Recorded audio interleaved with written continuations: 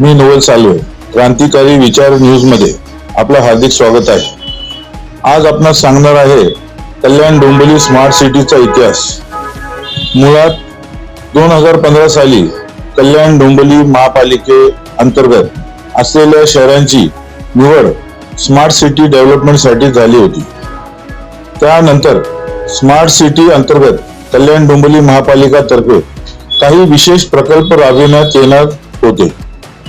त्यात कल्याण स्टेशन समोर स्कायवॉक चा काम सुरू असलेला काम आहे। कल्याण पश्चिम येथील सिटी गार्डन हाही त्यातला एक प्रकल्प आहे। पूर्वी स्मार्ट सिटीची घोषणा झाल्यानंतर काही नागरिकांची अशी समज होती की संपूर्ण शहर स्मार्ट सिटी होणार आहे, परंतु तसे काही होणार नव्हते। त्या उलट स्मार्ट सिटीच्या नावाने सुरू झालेल्या कामामुळे शहर विद्रूप झाला व सर्वसामान्य नागरिकांना एवढ्या वर्ष अनेक समस्यांना सामोरे जावे लागले। ट्रॅफिक जामचा समस्या आहेच, वाहतुकीला कायम अडथळा असतोच। स्टेशन समोरील स्कायवॉक चे 2023 पर्यंत काम पूर्ण होणे अपेक्षित होते, परंतु वर्ष 2026 उलटल्यानंतरही स्मार्ट सिटीचा हा प्रकल्प पूर्ण होऊ शकला नाही। यात दोष कोणाचा आहे? स्मार्ट सिटी गार्डन हा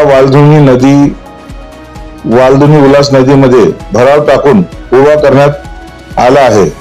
त्या स्मार्ट सिटी गार्डन प्रकल्पाच्या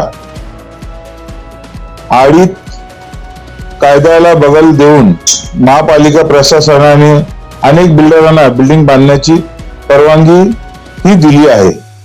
नदीमध्ये भरणी टाकल्यामुळे नदी अरुंद झाली आहे, त्यामुळे योगीधाम आणि त्यापुढे पावसाळ्यात पाणी भरण्याची भीती कायम असते। स्मार्ट सिटी गार्डनच्या पुढे जाऊन पाहिले तर एक आलिशान द ग्रीन सिटी लॉन लग्न कार्यक्रमासाठी मोठे गार्डन उभारण्यात आले आहे। मुळात हा गार्डन महापालिका प्रशासनाची आहे की खाजगी आहे हे जनतेला माहिती पडणं गरजेचे आहे।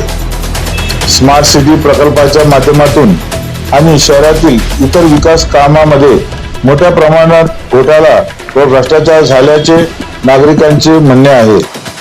या शेकडो करोडो रुपयांचा झालेल्या अफरातफरीबद्दल राज्य विधानसभा अंदाज समितीने दखल घेऊन याची सखोल चौकशी केली पाहिजे, कारण स्मार्ट सिटीच्या कामात अपारदर्शकता आढळून येत असल्याने या कामाला एवढा उशीर झाल्यामुळे करोडो रुपयांचा घोटाळा झाल्याचे नाकारता येत नाही।